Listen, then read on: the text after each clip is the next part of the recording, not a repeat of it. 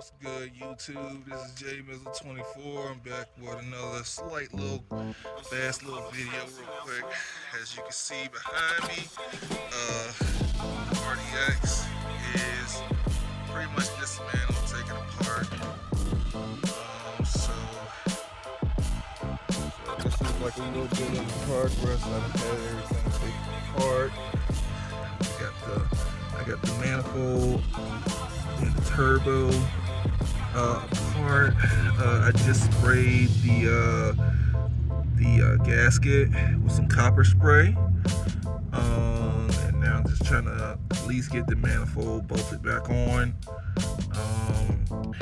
and then I'll try to get everything else once all the rest of the parts start coming in to finish this thing up so I can get back rolling again. Man, I miss my RDX, yo.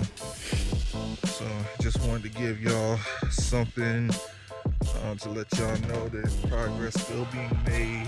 As you can see, the turbo is away from the manifold. The manifold is unbolted. I just put like a couple bolts in there just to get it started.